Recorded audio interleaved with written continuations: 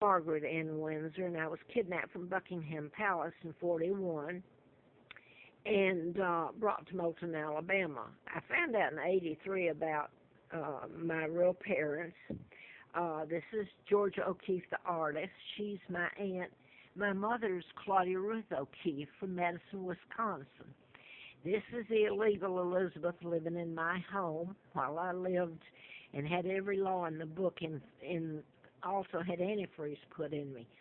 And plus where I was dropped off at age 2 from a loving father and mother, the king, illegally taken down. Beautiful man.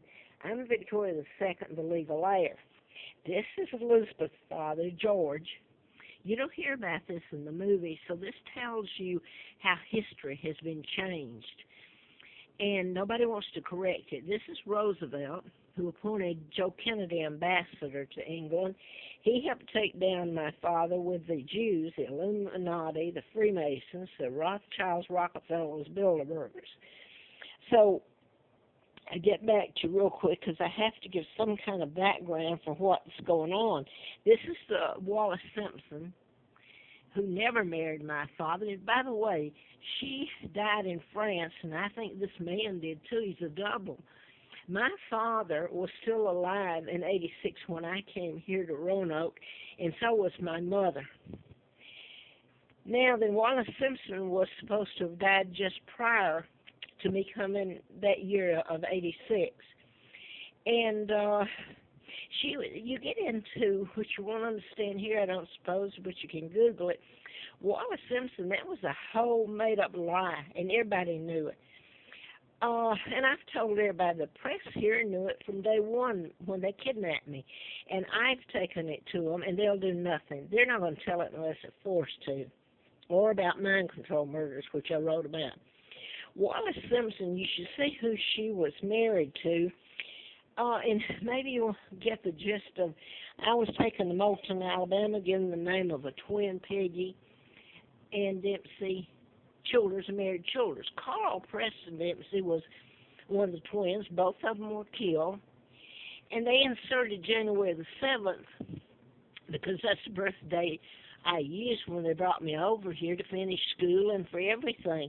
So the state of Alabama, when I got the copies of these a few years back, just actually went through and marked through it and put the birth date that was given me, which is illegal. It's a birth certificate, which isn't mine. It's one I have to use. Anyway, it's so plain, it's a joke. Now then, this is the family. That's a doctored photo, by the way. I mean, they didn't have cars. This was in 43. They brought me here in 41. This is a photograph of me growing up in this. And this is his name. He would have been a cousin to the real Peggy, and I thought he was. I grew up using that name, being told that was me. His name's George Washington, and I'll leave out his last name. So you get into, Philip was brought there later, and I thought he was a half-brother, and so did he. So you got the insert of Philip and Geneva, and I won't give all of it. She married the father of the twins, and they weren't married, the Dempsey and the father of the twins. You get into Geneva Convention. I never had any of this or thought anything about that. I found out about my kidnapping, and I'm going to fast forward. I put this on the prior tape I just put up, and a whole bunch of tapes I've got on here since August the 3rd of 13, when Alexis Murphy was kidnapped. These are some of the mind control murders real quick, programming people to shoot and kill or commit suicide, like Williams, Robin Williams.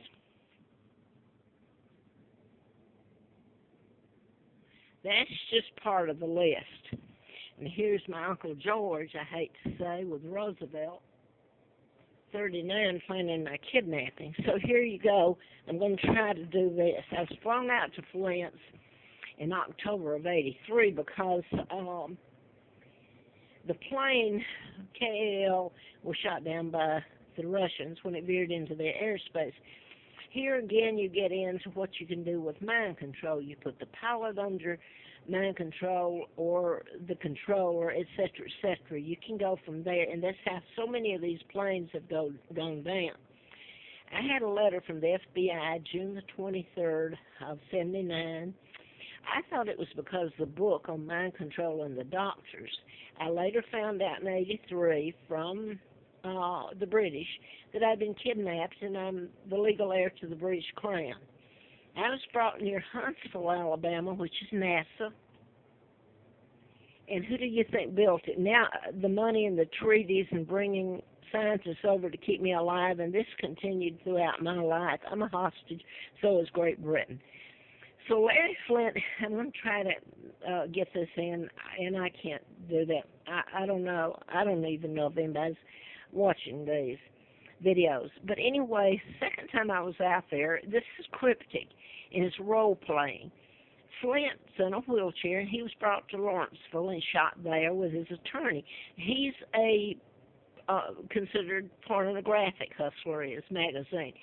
He took me the last time I was there, and there was no room. He had invited me out, helped in the campaign, and he took me all around where the first visit out, had right into a room and there in his home, etc., etc. So the second time, there was no, quote, room in the inn. So that's about what it's been. I have been on the road. I have been run with chemicals and gassed, and I have an allergy to chemicals, an immune disorder that just about kills me if I'm force-fed in close quarters chemical fumes. Now then, FLynt said to me, I'm trying to make kind of a thing to what happened yesterday, and that was my birthday, because these are done in patterns. First thing somebody's going to say is dismiss it. Oh, you're just thinking that. No, I'm not. It's the birth date they gave me, and at least when I was brought here and kidnapped. FLynt said to me, he brought out the parody that, well, it was the galley proofs back then, and he showed it about Jerry Falwell, the parody, in the toilet and all that. Jerry Falwell's the Reverend from Lynchburg, Virginia, and that's where I've had to come up here and live, Roanoke, Charlottesville, close to Lynchburg. And, boy, oh, me, something else. But anyway, the parody, that's kind of like a satire, and that's the magazine where the 12 went in and shot yesterday. And they talk about that the synchronicity and all of that. This is what I've been telling everybody over and over, and the press here all knows it. They will not touch it because who I am, who kidnapped me, how ugly it all is. Yet they'll jump on something else. And not that's not newsworthy. It's just they're not telling the truth. So you got the media that needs locked up and prosecuted for deleting the news. You don't think a monarch's kidnapping and torture and the takedown of my father and all the treaties were illegal after then, and that means your NATO alliance treaties, your all of them, the Jews. The treaties that let them come back into to Israel, and the whole list of them are illegal, in the United Nations, by the way. So now then you've got the New World Order in place, Obama, Clinton, Elizabeth, and her son Charles, illegal, who's, by the way, a second cousin to me. So I wanted to get this if I can before it goes off, and it won't. I was trying to go to the parody and the satire where they were shot yesterday near Paris, and if they weren't programmed. And then I wanted to say that Larry FLynt, this is about freedom of speech, whether you call it parody or satire.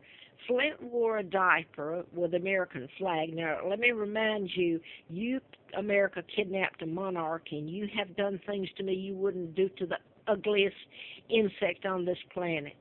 Over and over and over. He wore a diaper, and he ended up in jail for telling the truth, really, like me.